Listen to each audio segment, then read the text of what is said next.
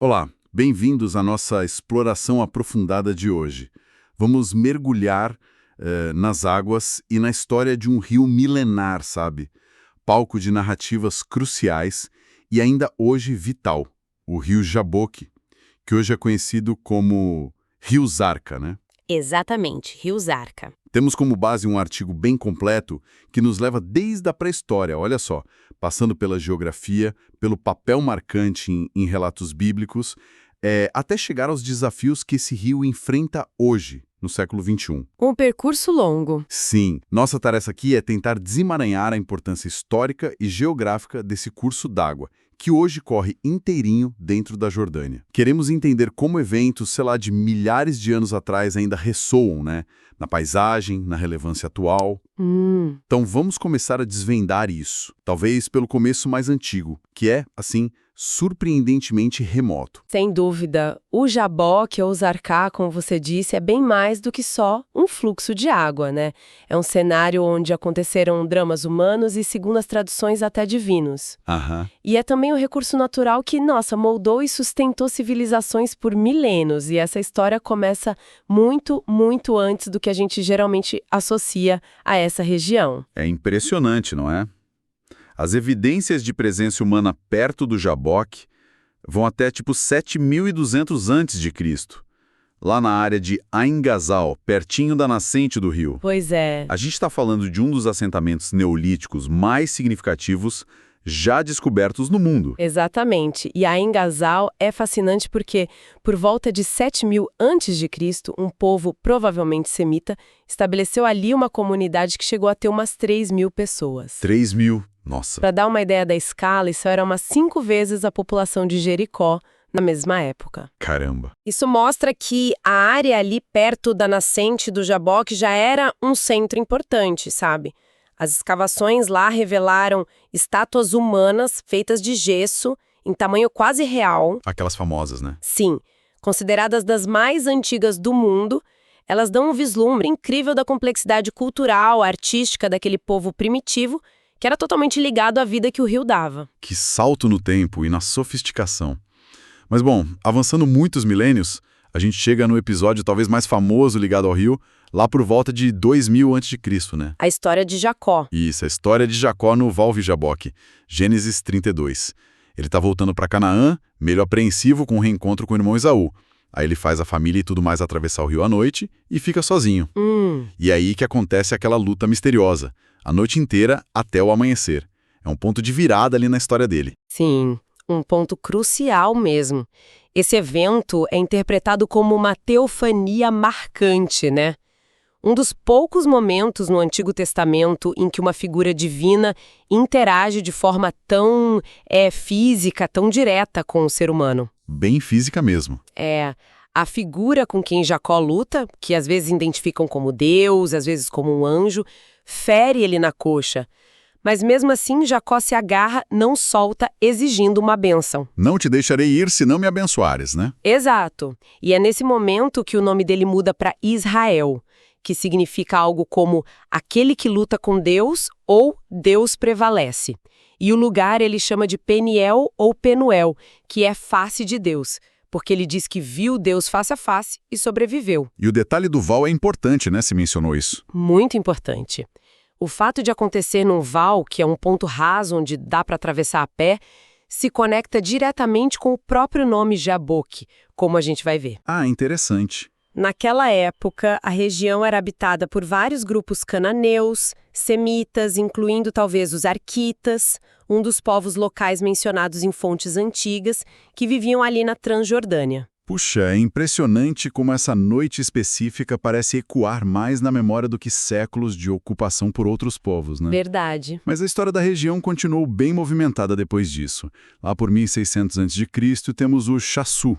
Eram grupos nômades da Transjordânia, né? Isso, nômades que ganharam destaque na área, muitas vezes brigando com os amorreus pelo controle dos recursos, das rotas.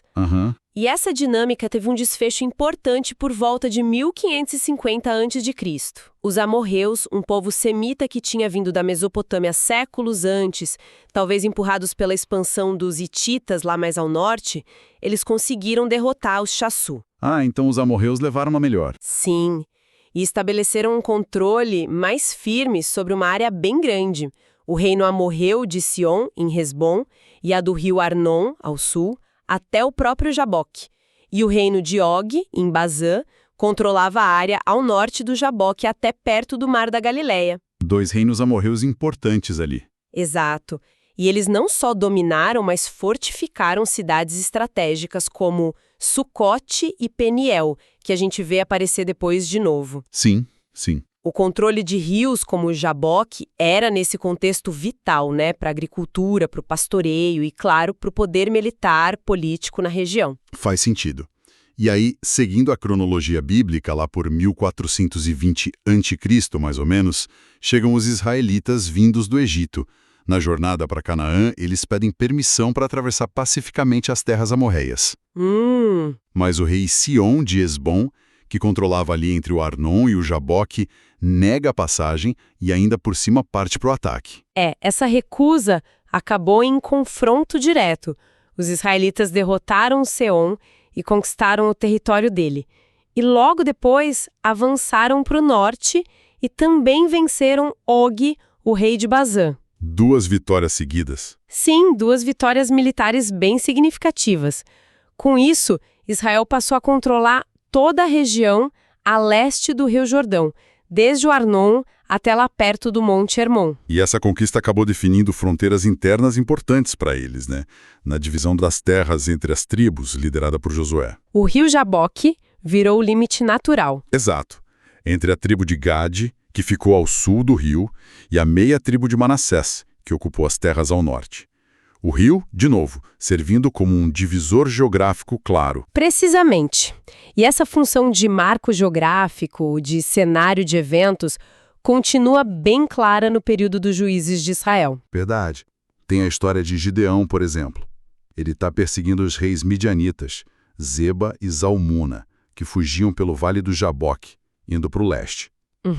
No caminho, Gideão pede provisões para o exército dele, que estava exausto, para as cidades de Sucote e Peniel, que ficavam ali estrategicamente perto do rio. Mas os líderes dessas cidades se recusam a ajudar. Pois é. Talvez por medo dos medianitas ou por não acreditarem muito no Gideão, né? Pode ser. Mas foi uma recusa que custou caro. Custou. Depois que Gideão conseguiu capturar os reis inimigos, ele voltou e impôs uma punição bem severa para as 2 cidades, pela falta de apoio. Ele destruiu a torre de Peniel, matou os homens de lá. Nossa. Isso mostra bem como eram complexas as relações de poder, a importância da lealdade das alianças tribais naquela época e lugar. Anos depois, outro juiz, Jefté, também tem um episódio ligado a essa região. Ele entra em conflito com o rei dos Amonitas, Sim. que reivindicava o território ao sul de Gileade, justamente a área entre os rios Jordão, Arnon e Jaboque, a mesma que Israel tinha tomado dos amorreus do Seom séculos antes. E o argumento do Jefté nessa hora é bem revelador sobre como a história é usada nessas disputas, né? Como assim? Ele contesta a reivindicação amonita dizendo basicamente: olha, essa terra nunca foi de vocês. A gente conquistou dos amorreus, que nos atacaram primeiro, há mais de 300 anos. Por que vocês não tentaram pegar de volta nesse tempo todo? Interessante. Usando a história como argumento. Exato. É um exemplo claro de como narrativas históricas são usadas para legitimar ou contestar o controle de um território. Um padrão que a gente vê se repetir 1000 vezes na história até hoje. Verdade. E no final, Jefté vence os amonitas e reafirma o controle israelita ali na área. Isso. Depois desse período, as referências diretas ao Jaboque na Bíblia ficam menos frequentes, né? Mas a gente sabe que a região continuou sendo um ponto estratégico e, às vezes, vulnerável. Com certeza. Durante o reinado de Jeú em Israel, lá no século IX a.C., 2 Reis 10 menciona que, como consequência de problemas internos em Israel, o rei Hazael de Arã-Damasco, Da Síria atual, né? isso, conseguiu conquistar toda a região de Gileade, a leste do Jordão, o que certamente incluía a área do Jaboque. Isso se encaixa naquele quadro maior das lutas de poder entre Israel, Judá e o reino arameu de Damasco naquela época. Portanto, se a gente fizer um balanço dos povos antigos cuja história se cruzou com o Jaboque, A lista longa, né? Os habitantes pré-históricos de Ain Ghazal. Milhares de anos antes. Sim. Depois grupos como os Arquitas, os Nômades Chassu, os poderosos amorreus dos reinos de Sion e Og, os israelitas de Gad e Manassés, e também os amonitas, que disputavam a região. Para todos eles, o Jaboque era muito mais que um rio. Era fonte essencial de água para beber, para a agricultura, para os rebanhos, era uma linha de defesa natural em alguns trechos e um marco geográfico fundamental para definir territórios, fronteiras, rotas. Muita história nessas águas. Vamos dar um salto agora no tempo e focar na geografia, nas características atuais do rio. Hoje, como a gente falou, o Jaboque ou o rio Zarca corre inteiramente dentro da Jordânia moderna. Isso. E continua sendo um curso d'água super importante. É o segundo maior afluente do rio Jordão, só perde para o rio Yarmouk. Exato. E a nascente principal fica perto de Amman, a capital da Jordânia, justamente no sítio arqueológico de Ain Ghazal. Olha que conexão incrível entre o presente e aquele passado neolítico. É verdade. O rio percorre uns 105 quilômetros, mais ou menos, e desce uma altitude considerável, uns 1.090 metros, desde as terras altas até desaguar lá no Vale do Rio Jordão, perto de um lugar chamado Damia. E a bacia do rio é fértil? Em muitas áreas, sim, bem fértil, o que a torna boa para a agricultura, mas tem trechos mais rochosos, mais íngremes também. Perto da nascente, ele é alimentado por vários wadis. Aqueles rios sazonais, né? Isso, vales que levam água na época de chuva, e é interessante que a área entre o Jaboque e Zarca e o Jordão continua sendo a região mais densamente povoada da Jordânia, a leste do Rio Jordão. E tinha aquela curiosidade geológica que você mencionou antes, do âmbar. Assim, um detalhe surpreendente, né? A bacia do Zarca tem um dos depósitos de âmbar mais significativos do mundo, e é um âmbar super antigo da era Alteriviana, lá do Cretáceo Inferior. Cretáceo. Quanto tempo faz isso? Estamos falando de âmbar formado há uns 130 milhões de anos. Caramba! É fascinante pensar que essa região tão rica em história humana, bíblica, também guarda vestígios de um passado geológico tão remoto, né? Com insetos e outras coisinhas preservadas na resina antiga. Realmente inesperado. E a vida ao redor do rio hoje? Flora, fauna? Como é? Olha, a vegetação ao longo do rio inclui áreas com florestas de choupo, tamarix, principalmente nas planícies mais perto do Jordão, e tem vários arbustos adaptados ao clima semiárido. E os animais? A fauna também é relativamente rica, considerando a pressão humana, né? Tem cabras selvagens domesticadas, gazelas em áreas mais remotas, uma boa diversidade de aves, incluindo as migratórias, que usam o vale como corredor, e peixes. Ah, tem peixe. Tem. A população se concentra mais no reservatório da barragem Quinctalau. E as águas do rio, claro, principalmente as liberadas pela barragem e de outras fontes, são cruciais para irrigar as plantações modernas. Coisas como repolho, couve-flor, alface, espinafre, que são importantes para a economia local. E é interessante ver como essa flora e fauna de hoje ainda tem uma conexão com os usos históricos do rio que a gente falou. Como assim?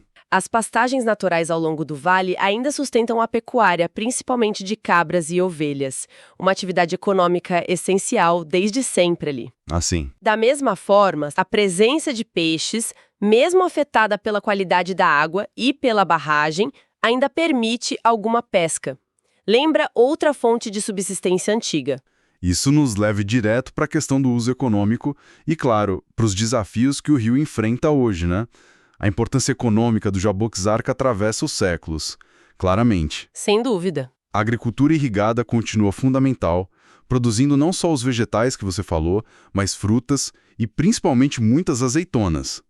A pecuária, usando as pastagens, e a pesca complementam isso. E no cenário moderno, um elemento que mudou tudo foi a construção da barragem Quinctalau. Aquela perto de Amman? Essa mesma. Inaugurada em 1977, depois ampliada em 84, Essa barragem é enorme e vital para a Jordânia, que é um país com pouca água, né? Sim, muito seco. A função principal dela é guardar água para a irrigação, para o abastecimento das cidades e também gerar energia hidrelétrica. Só que, como acontece com a maioria das grandes barragens, ela trouxe consequências complexas. Quais, por exemplo? Uma das críticas mais fortes é a redução drástica do fluxo natural do rio depois da barragem, rio abaixo, sabe? Ah, claro. Isso afeta negativamente os ecossistemas do rio e prejudica as comunidades e os agricultores que dependiam historicamente daquele fluxo mais constante na parte média e baixa do rio. Entendi. E além da quantidade de água, tem o problema da qualidade, né? A poluição parece ser um desafio bem sério para os Zarca hoje. Sem dúvida. É um dos problemas ambientais mais graves que o rio enfrenta. Ao passar por áreas muito povoadas, industrializadas, incluindo a Grande Amã e a cidade de Zarca, que tem o nome do rio, Sim. o rio acaba recebendo uma carga enorme de poluentes. Esgoto doméstico sem tratamento ou maltratado, efluentes industriais de várias fábricas, lixo jogado direto no rio. Que triste. O resultado é uma piora progressiva da qualidade da água, principalmente no trecho final antes de chegar no Rio Jordão. Isso não só torna a água imprópria para muitos usos, mas afeta a saúde do ecossistema aquático. E existe alguma iniciativa para tentar reverter isso? Para limpar o rio? Sim, a situação ficou tão crítica que o governo agiu. Em 2008, o Ministério do Meio Ambiente da Jordânia lançou um plano bem ambicioso de restauração para a bacia do rio Zarca. Que bom. É um projeto de longo prazo, previsto inicialmente para 15 anos, dividido em fases. O foco é melhorar o tratamento de esgoto, controlar a poluição industrial, restaurar partes do ecossistema do rio e, curiosamente, um dos grupos que mais pressiona por melhorias são os próprios agricultores locais. Ah, por quê? Porque eles dependem da água do rio para irrigar e estão cada vez mais cientes dos riscos de usar água contaminada, né? Tanto para a saúde das plantações, quanto para a segurança alimentar. A poluição química, por exemplo, já causou danos visíveis na vegetação nativa das margens. Entendi. No fundo, o que a gente vê no Jarká é um exemplo clássico daquela tensão que existe no mundo todo entre as demandas do desenvolvimento urbano, industrial, crescimento das cidades, necessidade de energia, água gerenciada pela barragem e a necessidade urgente de preservar um recurso natural que é historicamente vital, ecologicamente frágil e culturalmente super significativo. É um equilíbrio muito delicado mesmo, um desafio enorme para a Jordânia. Antes da gente terminar, vale a pena só recapitular rapidinho os nomes das cidades bíblicas importantes que ficavam ali perto do Jaboque e que a gente mencionou. Vamos lá. Peniel ou Penuel, local da luta de Jacó e depois do conflito de Gideão. Talvez Maanaim, onde Jacó teria encontrado anjos antes de cruzar o Jaboque. E Sucote, onde Jacó morou um tempo e que também foi punida por Gideão. Isso, e tem até um sítio arqueológico sendo escavado hoje, chamado Tulu Ed Dahab, que significa Colinas de Ouro. Ah, que nome. Pois é, alguns arqueólogos acham que pode ser a antiga Penuel, por causa da localização estratégica num val do Jaboque. Faz sentido? E, para fechar o ciclo, voltando ao nome Jaboque, como a gente tinha prometido, a origem é hebraica, Yabok. Embora tenha debates, o significado mais aceito vem de uma raiz que significa esvaziar, derramar ou, mais importante aqui, atravessar. Atravessar. Assim, Jaboque pode ser entendido como lugar de passagem, travessia ou val, o que reflete perfeitamente não só a função geográfica prática do rio, um obstáculo que precisava ser passado, mas também ecoa muito forte aquele evento mais marcante ligado a ele, a travessia noturna e a luta transformadora de Jacó naquele ponto específico de passagem. O nome e a história estão totalmente ligados. Exatamente. Profundamente entrelaçados. Então, o que a gente pode tirar disso tudo? O rio Jaboque, hoje Zarca, é, muito mais do que só um curso d'água de 105 quilômetros na Jordânia, né? Com certeza. Ele funciona como um fio condutor que nos conecta a uma história humana de pelo menos 9.000 anos, desde aqueles surpreendentes construtores das estátuas de Engazal. Impressionante. Até a moderna e complexa nação da Jordânia foi palco de narrativas bíblicas fundamentais que ajudaram a moldar a identidade e a fé de milhões de pessoas no mundo todo.